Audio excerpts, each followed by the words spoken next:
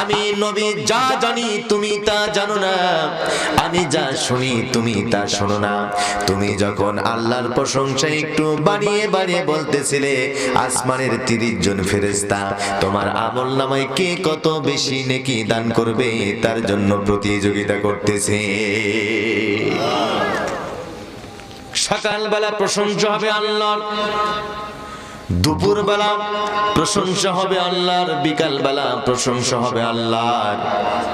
জীবনের প্রত্যেকটা মুহূর্তে বলেন তো প্রশংসা হবে কার? সকালবেলা আপনাদের ঘুম ভাঙ্গে ফজরের আজানে নাকি মরার কোকিলে? কথা বোঝেন না? আজানে ঘুম ভাঙ্গে নাকি মরার কোকিলে ঘুম ভাঙ্গে? আমাদের মমতা সাফা বলছিল আমার ঘুম ভাঙ্গায় গেল রে মরার কোকিলে। আপনাদের ঘুম ভাঙ্গে মরার কোকিলে নাকি আজানে? আজান কি এক শ্রেণীর নাস্তিক বেঈমান শব্দ দূষণের সঙ্গে তুলনা করে। সুবহানাল্লাহ। আপনারা শুনতেছেন? আজানকে শব্দ দূষণ বলবে, সুবহানাল্লাহ বলা যাবে? আজানকে যারা শব্দ দূষণ বলে এরা মানুষ নাকি জানোয়ার? নাকি জানোয়ারের চাইতেও নিকৃষ্ট। কেউ যদি নাস্তিক হয় ইমানদারের কিছুই যায় আসে না, কথা কম ঠিক কিনা? নাস্তিক তো তারা যারা দুনিয়ার কোন ধর্মকে মানে না, ইসলাম ধর্ম মানে না, খ্রিস্টান ধর্ম মানে না, বৌদ্ধ ধর্ম মানে না, হিন্দু ধর্ম মানে না, দুনিয়ার কোন ধর্মকে যারা না মানে তারাই হলো নাস্তিক। কিন্তু দুঃখের বিষয় হলো আজকের নাস্তিক বেঈমানেরা অন্য কোন ধর্মের বিরুদ্ধে কটূক্তি করে না, অন্য কোন ধর্মকে গালি দেয় না, একমাত্র শুধুমাত্র ইসলাম ধর্ম নিয়ে কটূক্তি করে, নামাজ নিয়ে কটূক্তি করে, আল্লাহর বিরুদ্ধে কটূক্তি করে, বিশ্বনবী রাহমাতুল লিল আলামিন জনাবে মুহাম্মদুর রাসূলুল্লাহ সাল্লাল্লাহু আলাইহি ওয়াসাল্লামের বিরুদ্ধে কটূক্তি করে। সুতরাং আজকের এই তাফসীরুল কোরআন মাহফিল থেকে দীপ্ত কণ্ঠে আওয়াজ দিতে চাই, আমরা আওয়ামী লীগ বুঝি না, বিএনপি বুঝি না, জামাত বুঝি না, হেফাজত বুঝি না, আমরা বুঝি আল্লাহ, আমরা বুঝি কোরআন, আমরা বুঝি ইসলাম, আমরা বুঝি বিশ্বনবী জনাবে মুহাম্মদুর রাসূলুল্লাহ সাল্লাল্লাহু আলাইহি ওয়াসাল্লাম। এই চার জিনিসের বিরুদ্ধে কোনো বেয়াদব যদি কটূক্তি করে সমস্ত শক্তি দিয়ে নাস্তিক বেঈমানদেরকে প্রতিহত করব। রাজি আছি মুসলমান?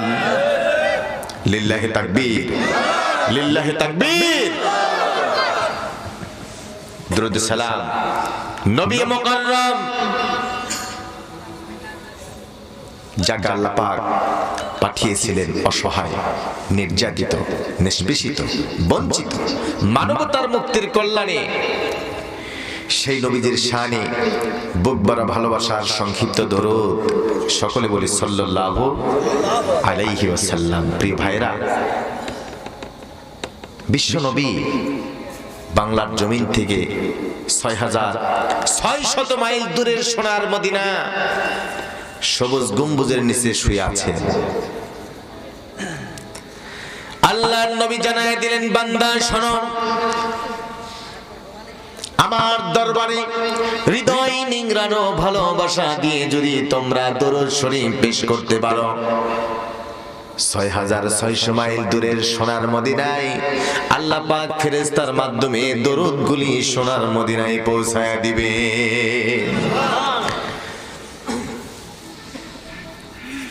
আজকে আমি আপনাদের সামনে এসেছি, আসলে জনগণ মনে করে বক্তাদের অসুখ হওয়া যাবে না, অসুস্থ হওয়া যাবে না, বক্তারা কোরআন থেকে সুন্দর চমৎকার আলোচনা করবে, এটা সবাই চায়, এটা আমিও চাই, কিন্তু বক্তারাও তো মানুষ নাকি? কি বলেন আপনারা? গতকাল প্রোগ্রাম করে গতকাল থেকে একটু অসুস্থ বোধ, প্রচন্ড অসুস্থতা বোধ করতেছি, শরীরে একটা শক্তি, পূর্ণ শক্তিটা পাচ্ছি না। এজন্য আমি আপনাদেরকে একটা রিকোয়েস্ট করব, আলোচনা ঘন্টাখানেক চলবে, আপনারা থাকবেন নাকি ভাগবেন? থাকবেন না ভাগবেন? কারা কারা ভাগবেন হাত তোলেন। সবাই থাকবেন, সবাই থাকবেন, সকল বলে ইনশা, সকল বলে ইনশা। আল্লাহ পাক কবুল করুন। কোরআনুল কারীম ছোট্টবেলায় আমরা জানতে পেরেছি, শুনতে পেরেছি পরশ পাথর। আপনারা শুনছেন, শুনছেন পরশ পাথরের খাসিয়ত কি? লোহায় লাগলে লোহা কি হয়ে যায়? কি হয়ে যায়? স্বর্ণ হয়ে যায়। আপনারা কেউ পরশ পাথর দেখছেন? দেখছেন? এটা একটা মিথ্যা কথা। আসলে পরশ পাথর বলতে এই পৃথিবীতে কিছুই নাই। এটা একটা মিথ্যা কথা, বানোয়াট কথা। এটা একটা গল্পের কথা, সাহিত্যের কথা, দার্শনিকের কথা।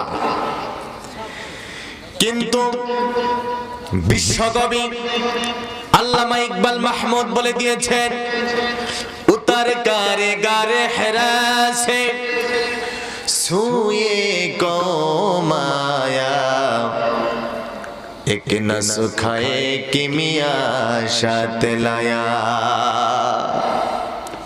আল্লাহর নবী গারে হেরার মধ্য থেকে এমন একটা পরশমণি আনলেন। এই পরশমণির ছোঁয়া যারা পেয়ে গেল, ডাকাত ডাকাতি ছেড়ে দিল, চোর চুরি ছেড়ে দিল, সন্ত্রাস সন্ত্রাসী ছেড়ে দিল। এক একজন মানুষ যেন দুনিয়ার মধ্যে আল্লাহর ওলি হয়ে গেল। কোরআনুল কারীম বোঝা যাবে না বিশ্ব নবীকে ছাড়া, আর বিশ্ব নবীকে চেনা যাবে না কোরআন ছাড়া।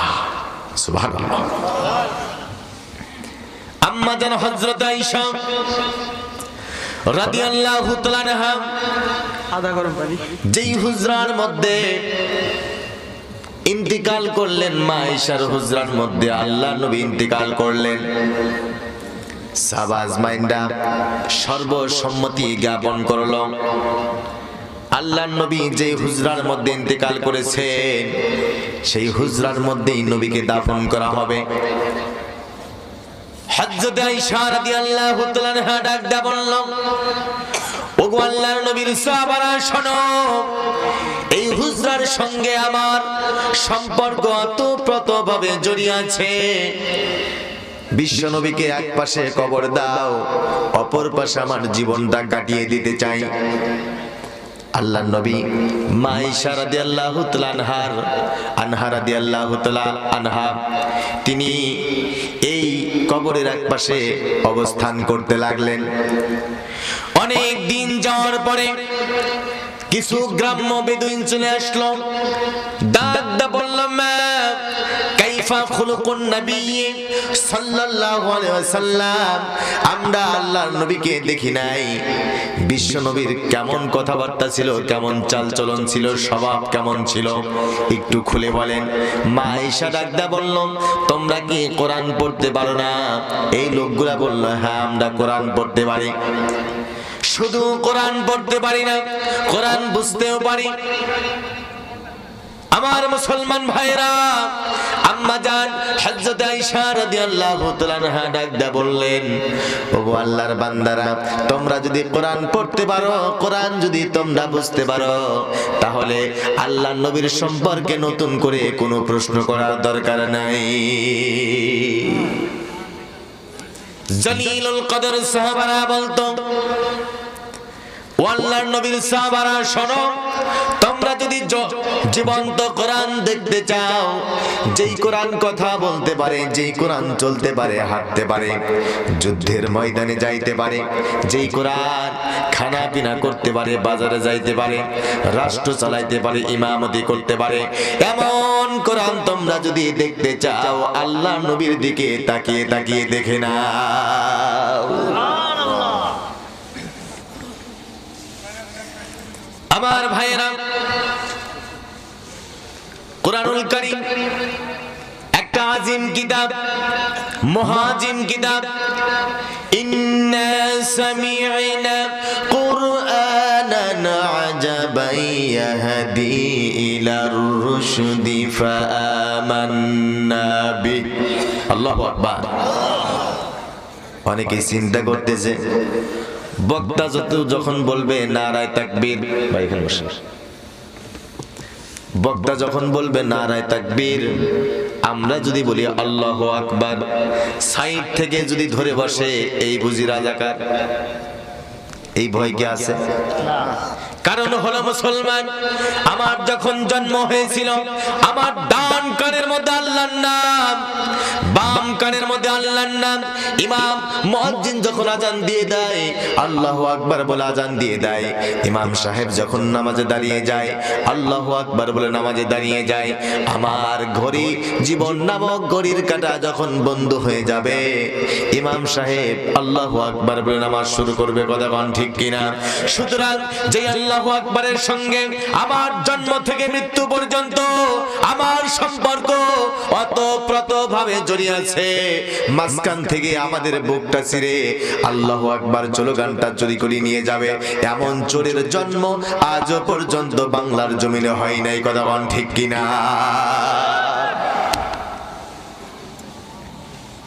কোরআন তেলাওয়াত হবে, আল্লাহু আকবার বলবো, রাজি আছি ইনশাআল্লাহ।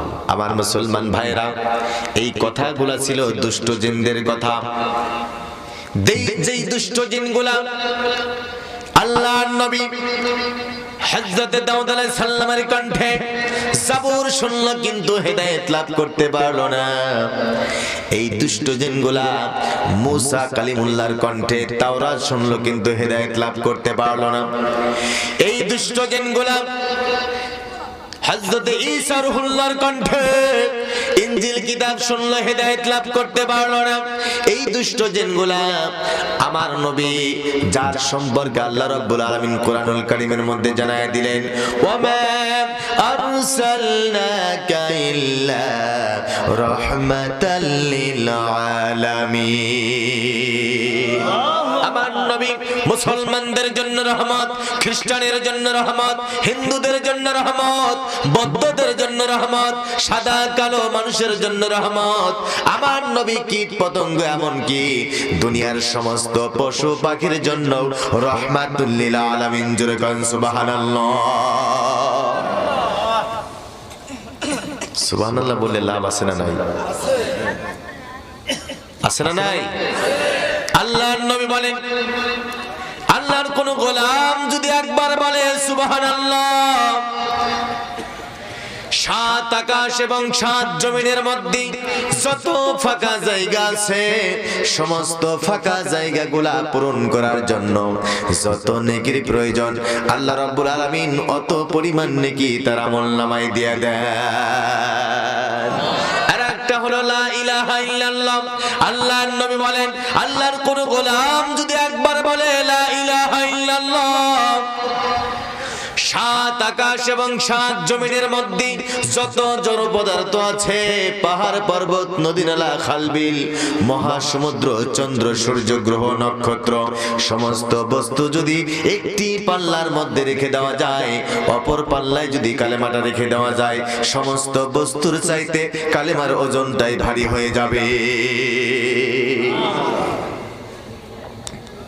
সেই কালেমার সঙ্গে আমরা আছি না নাই? আছি না নাই? আল্লাহর নবী কোরআন তেলাওয়াত করতেছে, এমন সময় এই দুষ্ট জিনগুলা আল্লাহর নবীর বাড়ির পাশ দিয়ে যাচ্ছেন। আল্লাহর নবীর কণ্ঠে কোরআন তেলাওয়াত শুনে সবাই থমকে দাঁড়িয়ে গেল। একজন অপরজনকে বলছে, ভাই আমরা দাউদ আলাইহিস সালামের কণ্ঠে জাবর শুনলাম, এত মজা পাইলাম না। হযরতে মূসা আলাইহিস সালামের কণ্ঠে তাওরাত শুনলাম, এত মজা পাইলাম না। হযরতে ঈসা রূহুল্লাহর কণ্ঠে ইনজিল শুনলাম কিন্তু এত মজা পাইলাম না, ঈমান গ্রহণ করলাম না। আজকে এমন তেলাওয়াত শুনলাম, আমাদের জান বলে, অন্তর বলে, হৃদয় বলে, মন বলে, ঈমান গ্রহণ না করে আমরা বাড়ি পর্যন্ত যাইতে পারবো না। সমস্ত দুষ্ট জিনগুলা আল্লাহর নবীর হাতের মধ্যে হাত দিয়া সবাই ঘোষণা দিয়ে দিল, আশহাদু আল্লা ইলাহা ইল্লাল্লাহু ওয়াহদাহু লা শারীকা লাহু ওয়া আশহাদু আন্না মুহাম্মাদান আবদুহু ওয়া রাসূলুহু লা ইলাহা ইল্লাল্লাহ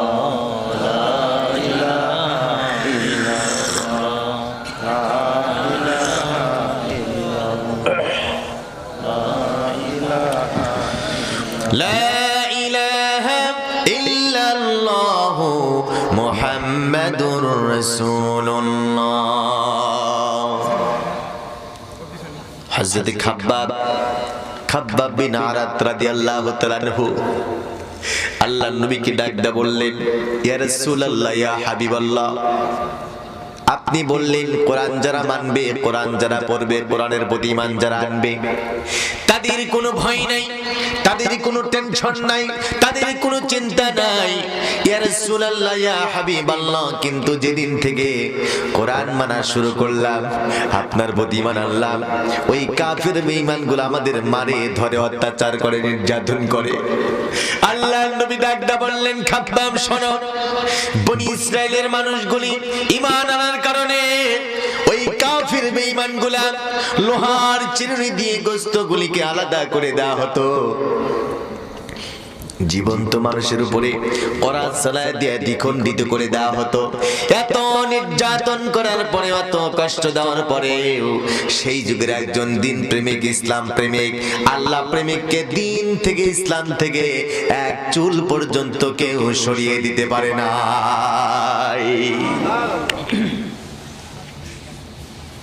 আজকের এই মাহফিল থেকে দীপ্ত কণ্ঠ আওয়াজ দিতে চাই, আমাদেরকে যতই মারা হোক, ধরা হোক, অত্যাচার করা হোক, নির্যাতন করা হোক, রিমান্ডে নিয়ে অত্যাচার করা হোক, ফাঁসির মঞ্চে ঝুলিয়ে দেওয়া হোক, আল্লাহি আল্লাহি আল্লাহ নামের শপথ করে বললাম, ইসলাম থেকে, কোরআন থেকে, আল্লাহ দিন থেকে কেউ এক চুল পর্যন্ত সরিয়ে দিতে পারবে না, পারবে না। কথা কোন ঠিক কিনা?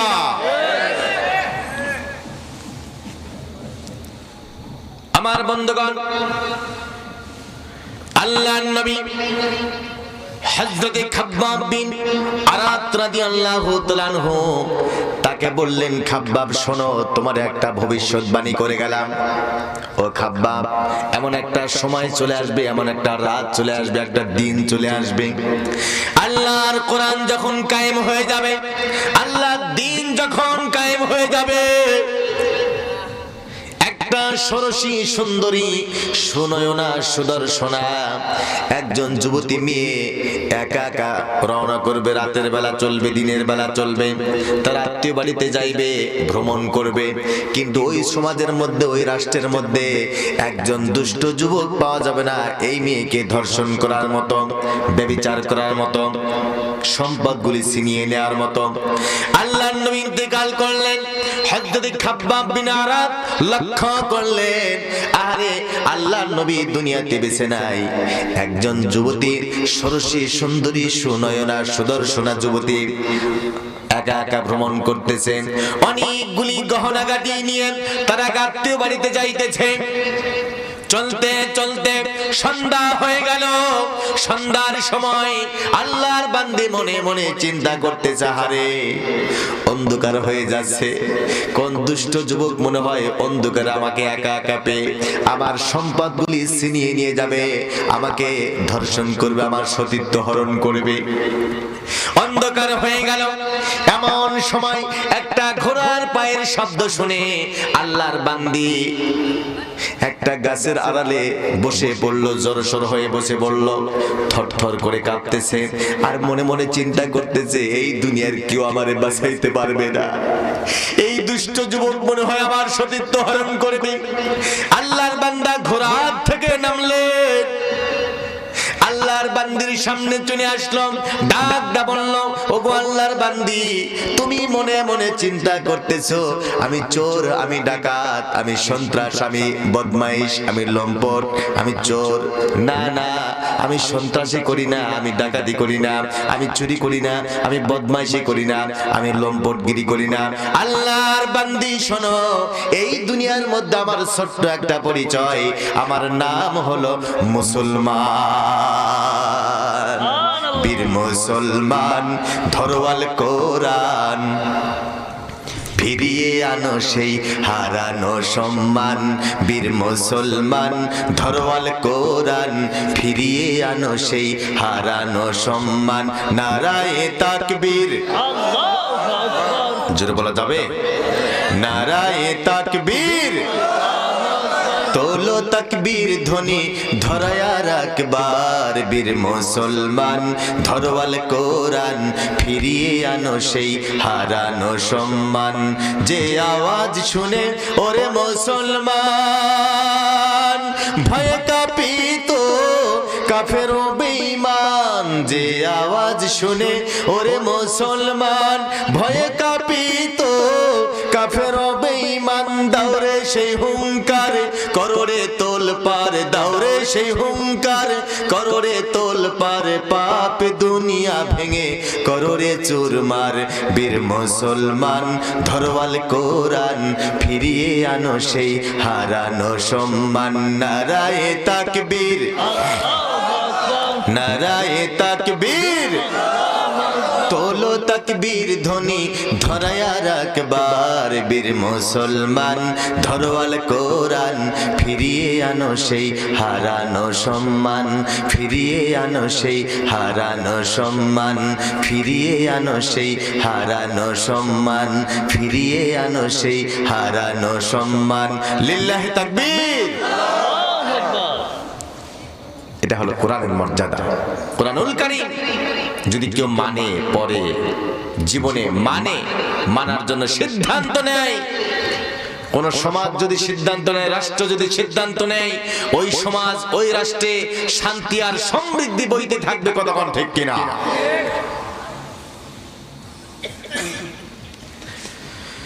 প্রিয় হাজিরিন, কোরআনুল কারীম মুহাজিম কিতাবের সূরা কসাস 22 নম্বর আয়াতে কারিমা থেকে আপনাদের সামনে তেলাওয়াত করেছি। অত্যন্ত সংক্ষিপ্তভাবে এখান থেকে কিছু কথা শোনাবো। আল্লাহ পাক যদি তৌফিক দান করে, আল্লাহ পাক যদি দয়া করে মেহেরবানি করে, আপনাদের সামনে কিছু কথা আমি বলতে পারবো ইনশাআল্লাহ। ঈমান যারা আনবে, তাওহীদের দাওয়াত যারা দিবে, কোরআনুল কারীমের দাওয়াত যারা দিবে, তাদের বিপদ মুসিবত আছে না নাই? আছে না নাই? আছে। আজকের ছোট্ট আলোচনার বিষয় হলো আল্লাহর উপর ভরসা। আল্লাহর উপর ভরসা। জীবনে মুসিবত হোক, বিপদ হোক, ঝড় হোক, যা হোক, একমাত্র শুধুমাত্র ভরসা হবে কার উপরে? আল্লাহ পাকের উপরে। মুসা আলাইহিস সালাম একদম হামাগুড়ি যখন দেন, ঠিক সেই সময় ফেরাউনের গালে একটা চর দিয়েছিল। আপনারা জানেন, ফেরাউন এই হামাগুড়ি দেওয়া শিশু বাচ্চার চরের লোড সহ্য করতে পারে না। এই মুসা আলাইহিস সালাম যুবক হয়ে গেলেন, যৌবন বয়সে এক কিপ্তিকে শাসন করার জন্য একটা চর দিয়েছিলেন। এক চরে শেষ, দুনিয়ার থেকে বিদায়। বনি ইসরাইলের মানুষগুলি ডাক দেয়া বলল, মুসা শোনো, প্রাণ যদি বাঁচাইতে চাও, জান যদি বাঁচাইতে চাও, মিশর ছেড়ে অন্যত্র চলে যাও। কিন্তু মুসা আলাইহিস সালাম কোথায় যাবে? কার বাড়ি যাইবে? কোনো ডেস্টিনেশন নাই, কোনো গন্তব্য নাই। চাচার বাড়ি যাইবে নাকি মামার বাড়ি যাইবে নাকি খালুর বাড়ি যাইবে? কোনো গন্তব্য নাই। নিরুদ্দেশ্যের উদ্দেশ্যে রওনা করলেন। আমার মুসলমান ভাইরা শোনেন, আল্লাহর নবী হযরত মুসা আলাইহিস সালাম বলল, ওয়ালাম্মা তাওয়াজ্জাহা তিলকা মাদিয়ানা ক্বালা আসা রাব্বি আইয়াহদিয়ানি সাওয়া السبيل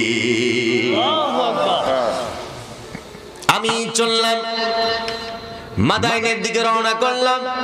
আর মুসা আলাইহিস সালাম মনে মনে বলল, আমি চললাম আমার রবের দিকে, আমার রব আল্লাহ রাব্বুল আলামিন সুন্দর করে একটা রাস্তা, সুন্দর করে একটা পথ দেখায় দিবেন। জোরে জোরে কোন সুবহানাল্লাহ।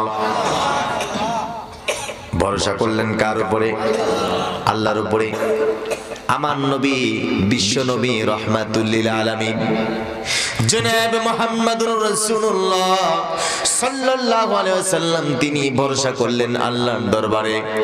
তাওহীদের দাওয়াত দেওয়ার কারণে, কোরআনুল কারীমের দাওয়াত দেওয়ার কারণে কাফের বেঈমানগুলো হত্যা করার জন্য সিদ্ধান্ত গ্রহণ করলো। যেই রাতে হিজরত করবে আল্লাহর নবী রাহমাতুল লিল আলামিন, ওই ঘরের মধ্যে মা ফাতেমা বেড়া ফাঁক করে লুকিয়ে তাকিয়ে দেখলেন খোলা তলোয়ার নিয়ে কাফের বেঈমানগুলা দাঁড়িয়ে আছে। আমার নবীর পা মুবারক জড়ায় ধরে বললেন, আব্বা, এই ঘরের মধ্য থেকে আপনি বের হবেন না। বের হওয়ার সঙ্গে সঙ্গে কাফের বেঈমানগুলা আপনাকে টুকরা টুকরা করে ফেলবে। কিন্তু সন্তানের বিরুদ্ধে যাইতে পারে না, কথা বলেন ঠিক কিনা? সন্তান মার্ডার কেস করেছে, মার্ডার করেছে, ফাঁসিতে ঝুলবে।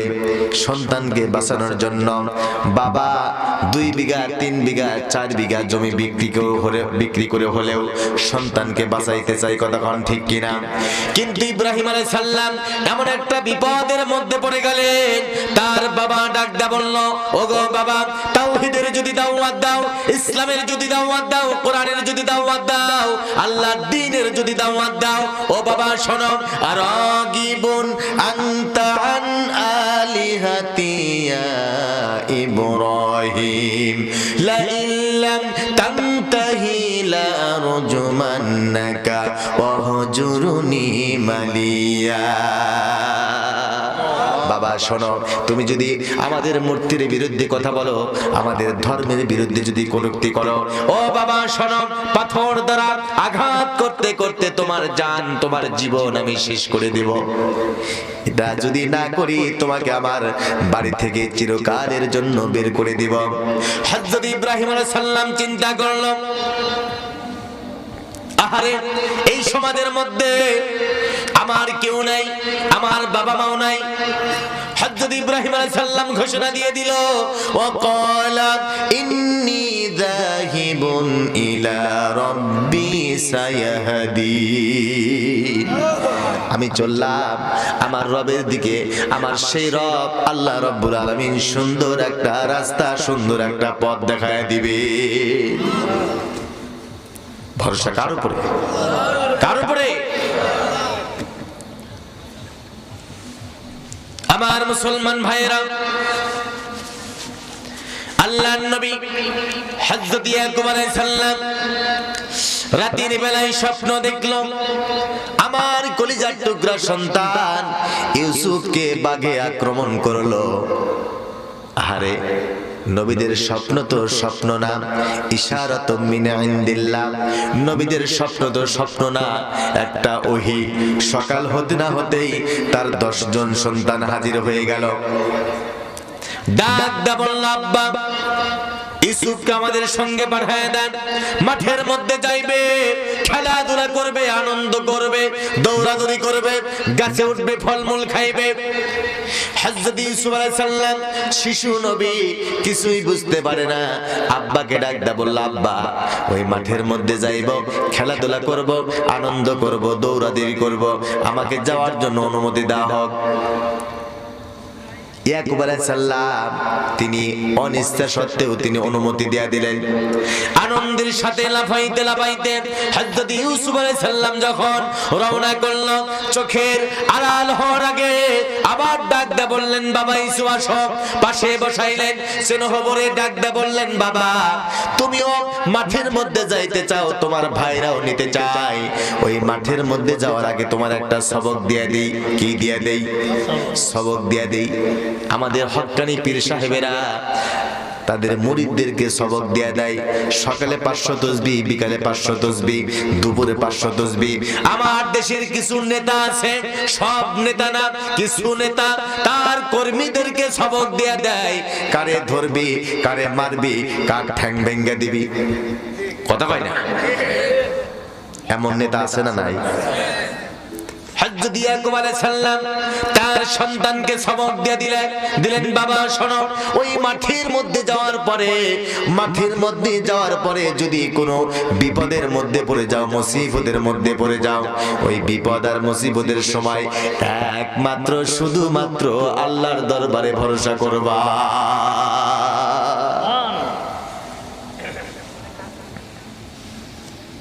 আরে ঈমান এনেছিল, ঈমানের জন্য, দ্বীনের জন্য, আল্লাহর বিধানের জন্য।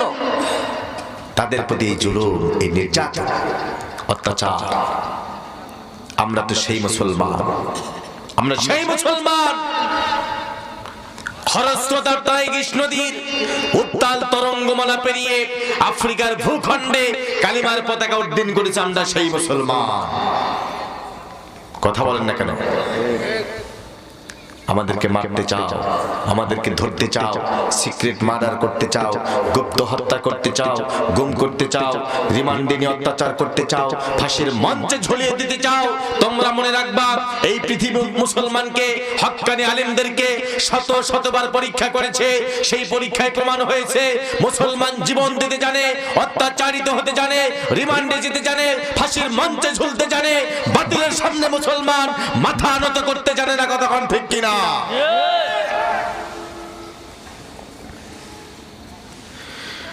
আমার মুসলমান ভাইরা, ঈমান এনেছিল হযরত আম্মার। জালেম সরকার আবু জেহেল মারতে জমিনের মধ্যে বেহুশ করে ফেলে দিল। হযরতে সুমাইয়াকে ডাকা হলো, সুমাইয়া তোমার সন্তানকে বুঝিয়ে দাও ইসলাম ছাড়বে কিনা, কোরআন ছাড়বে কিনা, মুহাম্মদকে ছাড়বে কিনা।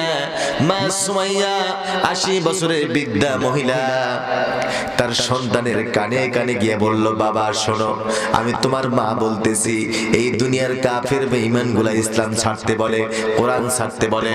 ও বাবা আম্মার শোনো, তোমার এক বিন্দু রক্ত থাকতে, এক বিন্দু নিঃশ্বাস থাকতে মুহাম্মদ সাল্লাল্লাহু আলাইহি ওয়াসাল্লাম ইসলাম এবং কোরআন ছাড়বা না। আবু জেহেল, আবু লাহাব, সাইবা, মুগিরা, এই দুষ্ট কাফের গুলা চিন্তা করলো, এই সুমাইয়াকে বললাম কি আর কি বললো। হযরত সুমাইয়াকে আবু জেহেল মারতে মারতে দুনিয়ার থেকে বিদায় করে দিল।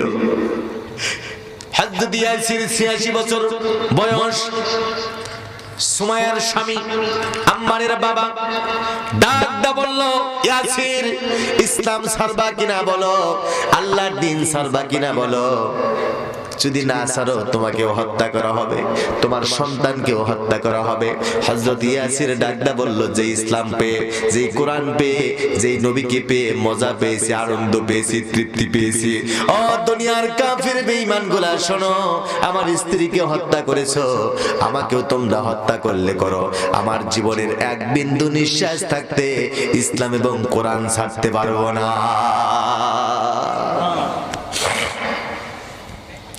আমার মুসলমান ভাইরা, ইতিহাস সাক্ষ্য দিয়ে দেয়, হযরত ইয়াসিরের দুইটা পায়ের মধ্যে দুইটা রশি বেঁধে দিয়া দুই দিকে হাঁকায় দেওয়া হলো। উটির সঙ্গে বেঁধে দিয়া দুই দিকে হাঁকায় দেওয়ার পরে হ্যাসকা টান দেওয়া হলো। ইয়াসিরের দুই পায়ের মধ্য দিয়ে চিটতে শুরু হয়ে গেল। চিটতে চিটতে বুক পর্যন্ত চলে আসলো। একবারের জন্য হযরত ইয়াসির আবু জেহেলকে বলল, না আবু জেহেল, আমারে মাফ করে দে, আমারে মাফ করে দে, আমারে আমার প্রাণ ভিক্ষা দে, ইসলাম ছাড়বো, কোরআন ছাড়বো, আল্লাহর দ্বীন ছাড়বো। একবারের জন্য মাফ চাইলো না, প্রাণ ভিক্ষা চাইলো না। বুকের মধ্যে রক্তে রঞ্জিত হয়ে গেল গোটা শরীর। বুকের মধ্যে আল্লাহ আল্লাহ জপতেছে আর জবান দিয়ে জপতেছে, লা ইলাহা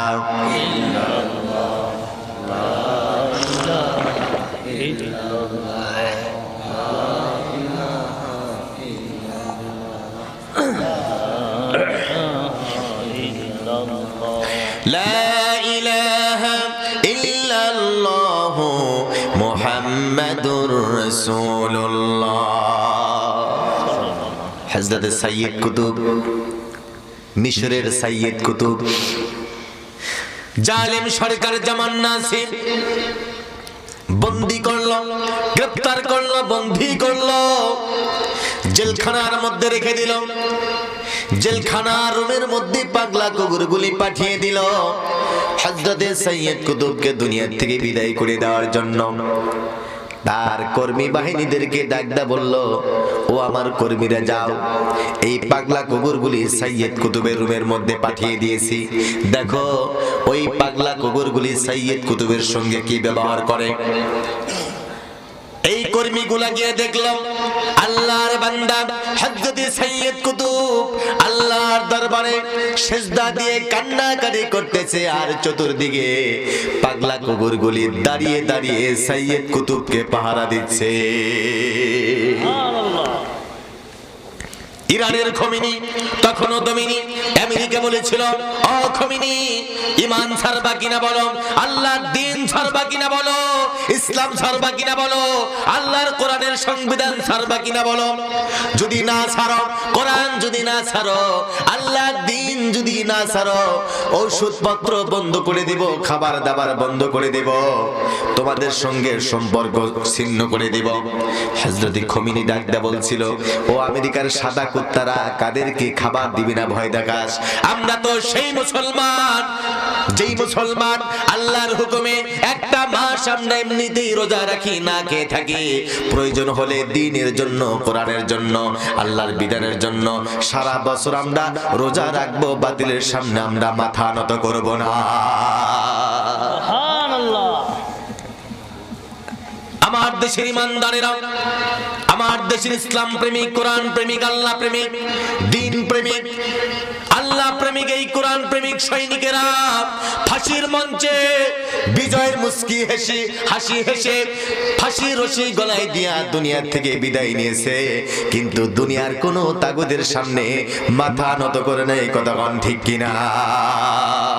মোরা কামানের মুখোমুখি দাঁড়িয়ে, মোরা কামানের মুখোমুখি দাঁড়িয়ে আল্লাহু আকবার বলবো, আসুক না যত বাধা, যত ঝড় সাইক্লোন, রাসূলের পথে মোরা চলবো, এ জীবনে বাজি রেখে দিনের নিশান মোরা বাংলার আকাশে ওড়াবো।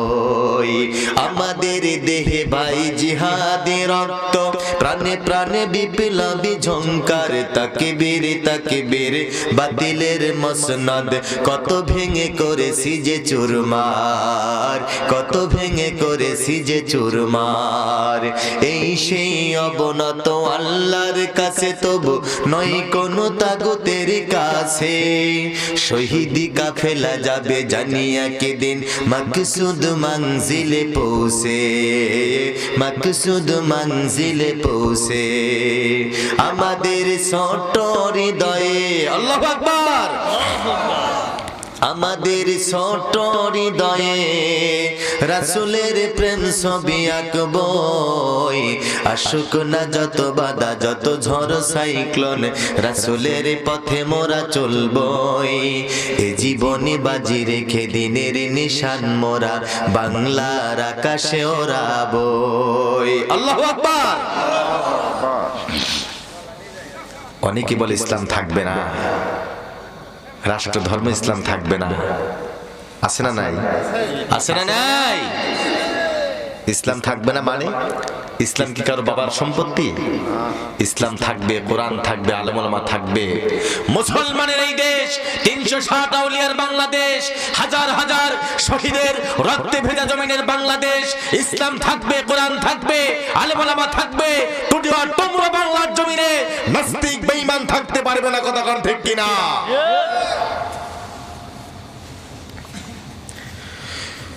আমার মুসলমান ভাইরা, হযরত মূসা আলাইহিস সালাম আল্লাহর দরবারে ভরসা করে রওনা করলেন।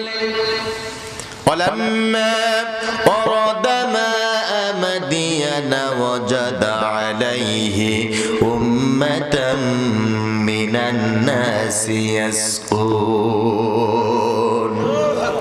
হযরত মুসা আলাইহিস সালাম চলতে চলতে চলতে চলতে মাদাইনে পৌঁছে গেলেন। মাদাইনে পৌঁছার পরে বিশাল একটা মাঠ দেখতে পেলেন। এই মাঠের একটা কোনায় বিশাল একটা কুয়া। এই কুয়ার মধ্য থেকে পানি উঠায়া চৌবাচ্চার মধ্যে রেখে সেই চৌবাচ্চার মধ্য থেকে পানিগুলি তাদের ছাগল ভেড়া দুম্বাগুলিকে পান করায় দেয়। হযরত মুসা আলাইহিস সালাম দেখলেন এখন রাখালেরা অনেক দূরে তাদের ছাগল ভেড়া দুম্বাগুলিকে চড়াচ্ছেন। আল্লাহ পাক জানিয়ে দিলেন ওয়াজাদা মিন দুনিহিম মুরাতাইনি তাযুদান। হযরত মুসা আলাইহিস সালাম তিনি লক্ষ্য করলেন এই কুয়ার পাশেই দুইজন ষোড়শী সুন্দরী সুনয়না সুদর্শনা যুবতী দাঁড়িয়ে আছে। কয়জন? দুইজন। এত সুন্দর চেহারা। বারবার হযরত মুসা আলাইহিস সালামের দিকে তাকায়, বারবার মুসা আলাইহিস সালামের দিকে তাকায়। আল্লাহর বান্দা হযরত মুসা আলাইহিস সালাম মনে মনে চিন্তা করলো, আহারে কোন দিক থেকে মনে হয় ফিরাউনের প্রশাসন আমারে গ্রেফতার করবে, এটা গোয়েন্দা বিভাগের লোক কিনা, এইটা মনে মনে চিন্তা করতেছে। মুসলমান মনে রাখবেন, যেই রাষ্ট্রের সরকার জালেম, যেই রাষ্ট্রের সরকার কি জালেম, ভালো না, সরকার ভালো না, ওই রাষ্ট্রে একজন মুলা চুরির অপরাধে ফাঁসি হয়ে যায় আর একজন 7-8টা খুন করে জামায়াতের ভাই। কোরআনুল কারীমের হক কথা বললে সবাই কি সহ্য করতে পারে? পারে? পারে না। আচ্ছা ভাইরা, চুলকানি যাদের আছে এরা যদি বেগুন খায় চুলকানি বাড়বে না কমবে? বাড়বে না কমবে? যার শরীরে চুলকানি নাই এই ব্যক্তি যদি বেগুন ক্ষেতের মধ্যে বসবাস করে চুলকানি হবে না। এই সমাজের মধ্যে যাদের চুলকানি মার্কা মুসলমান আছে, ওই চুলকানি মার্কা মুসলমানের সামনে আল্লাহর কোরআন যখন তাফসীর করানো হয়, তাফসীর করা যায়, ওদের চুলকানি বেড়ে যায়। আমি আলাউদ্দিন বিন সাইদ কেন, মিজানুর রহমান আজহারি কেন, আল্লামা তারেক মনোয়ার কেন, আল্লামা দিলওয়ার হোসেন সাইদি কেন, আসমান থেকে যদি আল্লাহর ফেরেশতা এনেও তাফসীর করানো যায়, ওদের চুলকানি বাড়বে কিন্তু চুলকানি কমবে না। কথা কোন ঠিক কিনা? আল্লাহ পাক জানিয়ে দিলেন ওয়াইদা তুলিয়াত আলাইহিম আয়াতুহু যাদাতুহুম ঈমানা ওয়া আলা রাব্বিহিম ইয়াতাওয়াক্কালুন। ঈমানদার যারা, মুমিন যারা, মুত্তাকি পরহেজগার যারা, আল্লাহওয়ালা যারা, ও মুসলমান ভাইরা, এদের সামনে যখন কোরআন তেলাওয়াত করা হয়, তাফসীর করা যায়, ওদের ঈমানটা বেড়ে যায়। ঈমান বাড়ার সঙ্গে সঙ্গে একমাত্র শুধুমাত্র আল্লাহর দরবারে মাথা নত করে, দুনিয়ার কোনো তাগুতের সামনে মাথা নত করে না। কথা কোন ঠিক কিনা? মুসলমান মনে রাখবেন, যেই মাথা ফজরে, যেই মাথা জোহরে, যেই মাথা আসরে, যেই মাথা মাগরিবে, যেই মাথা ইশার নামাজের মধ্য দিয়ে দৈনিক 5 বারের জন্য আল্লাহর সামনে নত হয়ে যায়, আল্লাহ নামের কসম করে বললাম, ওই মাথা দুনিয়ার কোনো তাগুতের সামনে নত হতে পারে না। আব্দুল্লাহ ইবনে উবাই উহুদের ময়দান থেকে সৈন্য নিয়ে ভেগে গিয়েছিল। আল্লাহর দ্বীন স্তব্ধ করতে পারে নাই, ইসলামী আন্দোলন স্তব্ধ করতে পারে নাই। আজ বাংলার জমিন থেকে আলেমদেরকে মেরে ধরে অত্যাচার করে নির্যাতন করে বাংলার জমিন থেকে কোরআন সুন্নাহর প্রভাব মুক্ত করতে চাচ্ছ, ইতিমধ্যে প্রমাণিত হয়েছে। বাংলাদেশে ইসলাম প্রেমিক যারা, ইসলামের সৈনিক যারা, কোরআনুল কারীমের সৈনিক যারা, বাংলার প্রত্যেকটা অঙ্গ প্রত্যঙ্গ নিয়ন্ত্রণ করতে পারে তারা। কথা কোন ঠিক কিনা? অত্যাচার যতই করা হচ্ছে, নির্যাতন যতই করা হচ্ছে, বদর যুদ্ধের সৈনিকেরা, উহুদ যুদ্ধের সৈনিকেরা, তাবুক যুদ্ধের সৈনিকেরা গর্জে উঠতেছে, বাংলার আকাশে পথ পথ করে কালিমার পতাকা উড্ডীন করার জন্য সিদ্ধান্ত নিচ্ছে। কথা কোন ঠিক কিনা? আমার মুসলমান ভাইরা, আল্লাহর নবী হযরত মুসা আলাইহিস সালাম লক্ষ্য করলেন দুইজন সরসী সুন্দরী যুবতী বারবার মুসা আলাইহিস সালামের দিকে তাকায়। একটা ভয় হলো প্রশাসনের ভয়, আর একটা ভয় হলো শয়তানের ভয়। শয়তান ওয়াসওয়াসা দিবে কিনা, জিনা সংগঠিত হয়ে যাবে, পাপের কাজ সংগঠিত হয়ে যাবে, এইটা তিনি মনে মনে চিন্তা করতেছে। আরে নবী রাসূলদের চরিত্র কত সুন্দর, কত সুন্দর। আমাদের নেতাদের চরিত্র দুই রকম। কয় রকম? দুই রকম। একটা হলো বাহিরের চরিত্র, একটা হলো ভিতরের চরিত্র। বাহিরে ফিটফাট মাগার, মাশাআল্লাহ, বাইরে ফিটফাট মাগার, ভিতরে সদরঘাট, এরকম নেতা আছে না নাই? কিন্তু এই দুনিয়ার মধ্যে যত নবী পয়গম্বর আল্লাহ পাক পাঠিয়েছেন, প্রত্যেকটা নবী রাসূলদের চরিত্র সুন্দর। জোরে কান সুবহানাল্লাহ। এজন্য আমাদেরকে যত বোকা মনে করো, যত খারাপ মনে করো, জীবন যতদিন থাকবে নবী রাসূলদের পথে আমরা থাকবো। কতক্ষণ ঠিক কিনা?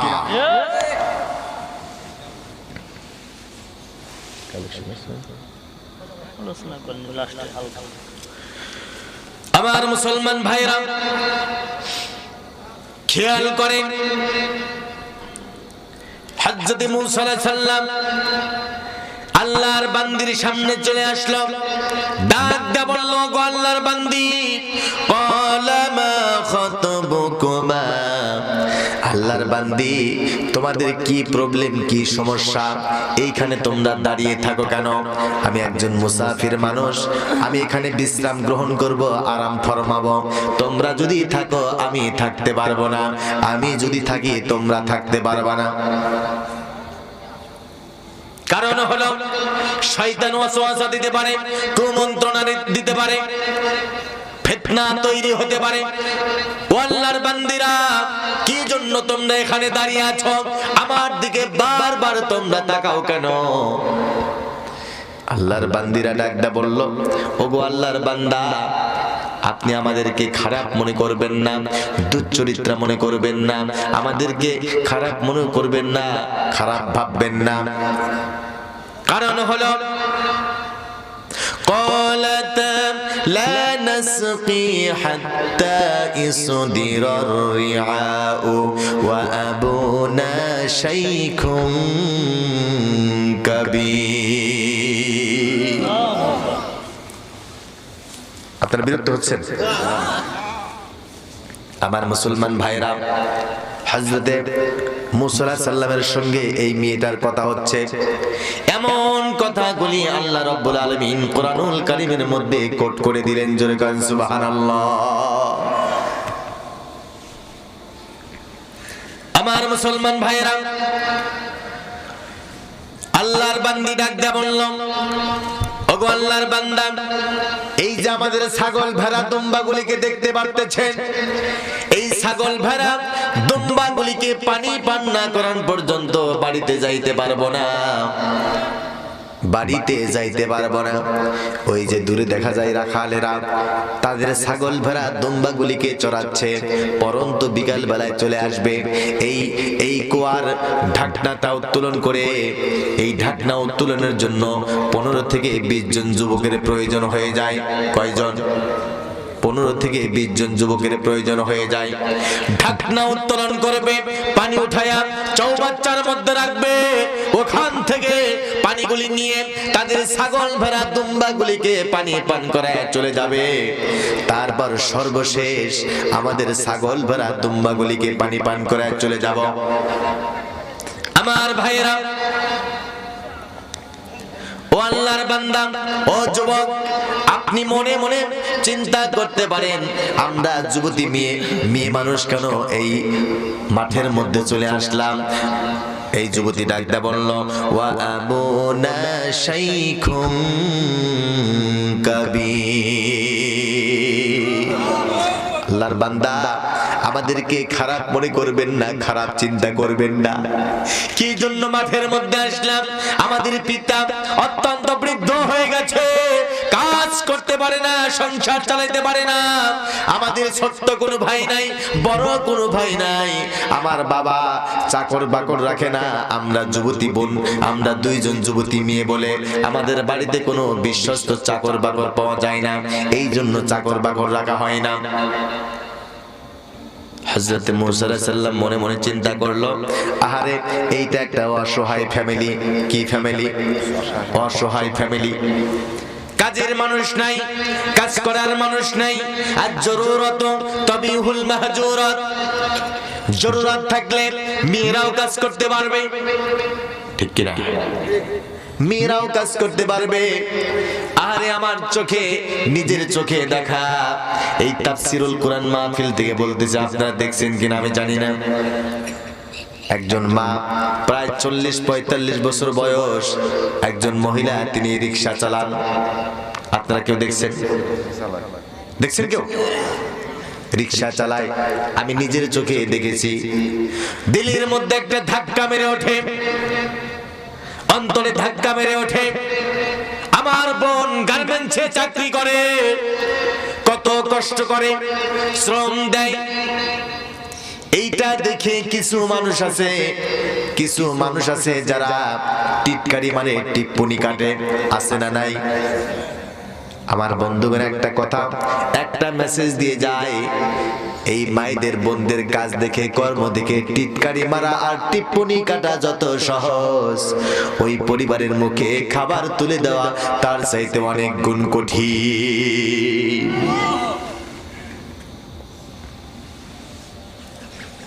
টিটকারি মারবেন না, টিপ্পনি কাটবেন না, সহযোগিতা করবে।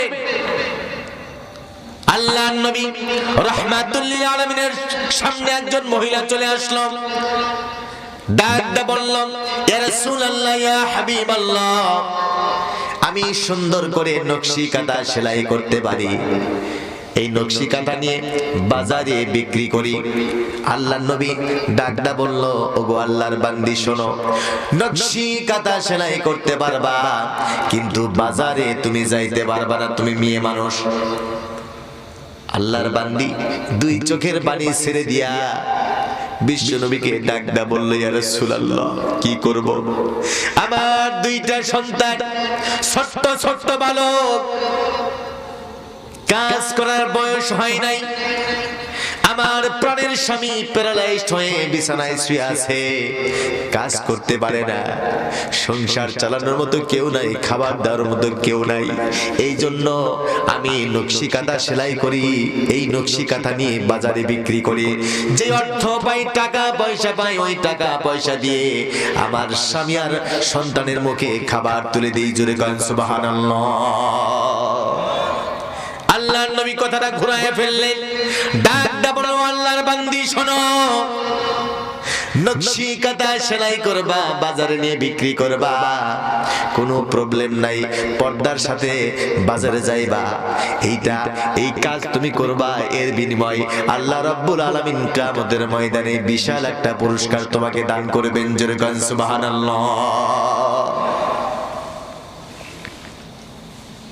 তাহলে মেয়েরা কাজ করতে পারবে,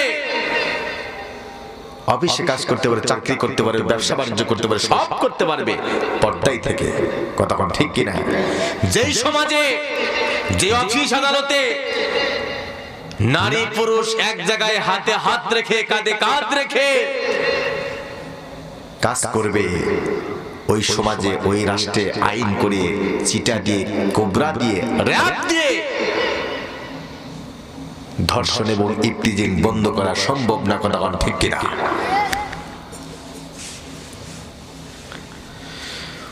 আমার মুসলমান ভাইরা, হযরত মুসা আলাইহিস সালাম, আল্লাহর বান্দা মুসা আলাইহিস সালাম মনে মনে চিন্তা করলো, এইটা একটা অসহায় ফ্যামিলি, এটা একটা অসহায় ফ্যামিলি। এই জন্য আবার মনে মনে চিন্তা করলেন,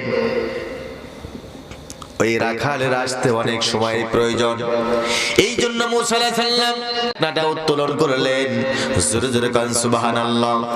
এই ঢাকনা উত্তোলনের জন্য 15 থেকে 20 জন যুবকের প্রয়োজন হয়। কয়জন? 15 থেকে 20 জন যুবকের প্রয়োজন হয়ে যায়। এটা হলো নবুয়তের শক্তি। কিসের শক্তি? নবুয়তের শক্তি। কারণ পৃথিবীতে যত নবী পয়গম্বর আল্লাহ পাক পাঠিয়েছেন, সমসাময়িক 40 জন যুবকের শক্তি এক একজন নবীর দেহের মধ্যে আল্লাহ পাক দিয়েছে। কারণ এই নবী রাসূলগণ দাওয়াত দেন জনগণকে। এই জনগণ খুব কঠিন। ডানে বললে সামনে যায়, ডানে বললে বামে যায়, সামনে বললে পিছনে যায়, পিছনে বললে সামনে যায়। সত্যের দাওয়াত দিলে অত্যাচার, নির্যাতন, জুলুম, এমনকি ফাঁসির মঞ্চেও ঝুলিয়ে দেয়। এই জনগণ খুব কঠিন, খুবই কঠিন। আল্লাহর নবী রাহমাতুল লিল আলামিন মক্কা বিজয়ের দিনে খানায় কাবার মধ্যে প্রবেশ করলেন।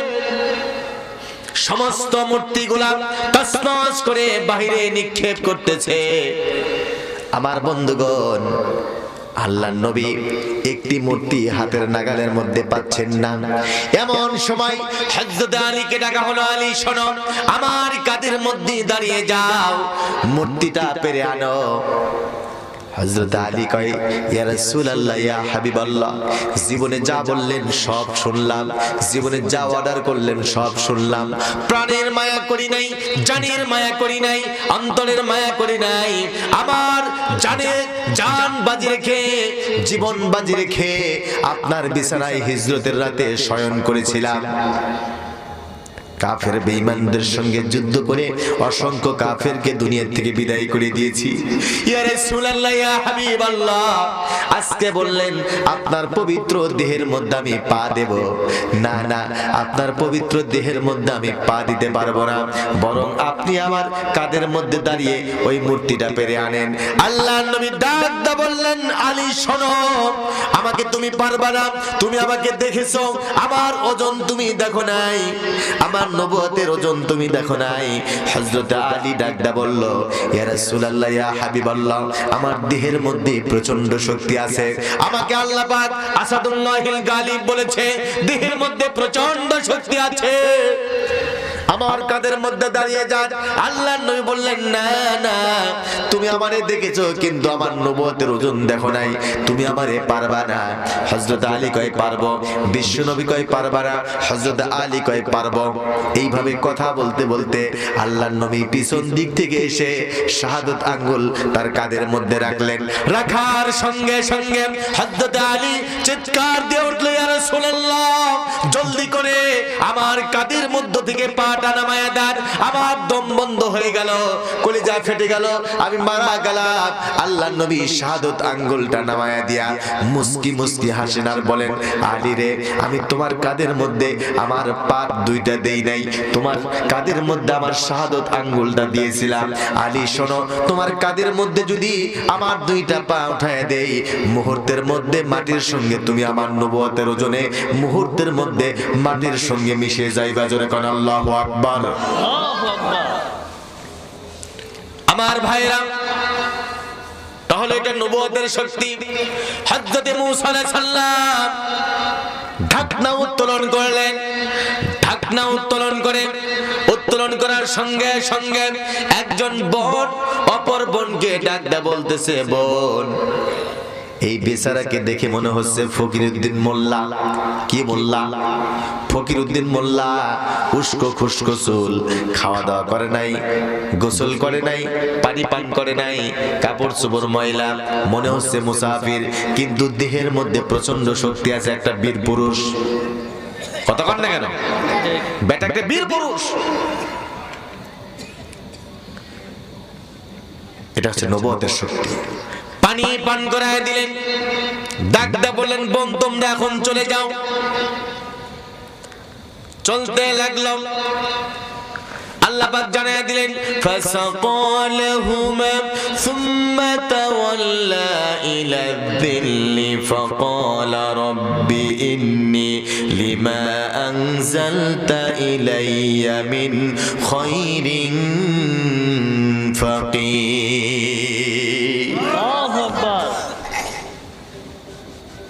হযরত মুসা আলাইহিস সালাম এই দুইজন যুবতীর পশুগুলিকে পানি পান করায় দিয়া একটা গাছের আড়ালে গাছের ছায়ায় বসে পড়লেন, আরাম করছেন। আল্লাহর দরবারে বারবার দোয়া করতেছে, আল্লাহ তোমার দরবারে ফরিয়াদ,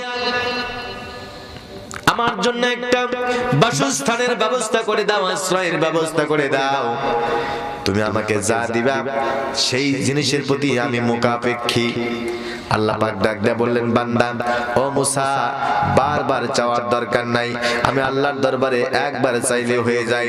আমি তোমার শুধু আশ্রয় দিব না, এমন সেমন আশ্রয় দিব না, যেমন তেমন আশ্রয় দিব না, আশ্রয়ের মতো আশ্রয় দিব, এমন আশ্রয় দিব এই সমাজের মধ্যে, এই রাষ্ট্রের মধ্যে সর্বোচ্চ সম্মানিত ঘর, সর্বোচ্চ সম্মানিত ব্যক্তির মেয়ে, সর্বোচ্চ সম্মানিত ঘরের মেয়ের জামাই আমি আল্লাহ রাব্বুল আলামিন তোমাকে বানায়া দেব। জোরে কান সুবহানাল্লাহ। জামাই আদর আছে না নাই? আছে না নাই? যারা বললেন না তারা আমাকে জামাই আদর পান নাই। জামাই আদর আছে না নাই? আছে না নাই?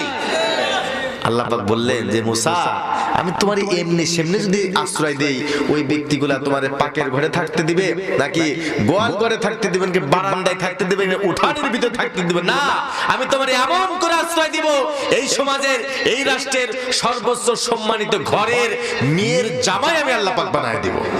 তোমার জামাই আদর করে রাখবে, যেন তেন আশ্রয় আমি দেব না। মুসা আলাইহিস সালাম কেমন করে আশ্রয় পাবে, কার বাড়ি যাইবে আমি বলবো সংক্ষিপ্তভাবে 5টা মিনিট সময় চাইলাম। মসজিদ না, আল্লাহর ঘর, মসজিদের জন্য কয়েক লক্ষ মানুষ জীবন দিয়েছে, প্রয়োজন হলে আরো কয়েক লক্ষ মানুষ জীবন দিবে। তারপরে বোম্বে, ইন্ডিয়া, আমেরিকা, ব্রিটেনের এজেন্ডা বাংলার জমিনে বাস্তবায়ন করতে দেওয়া হবে না।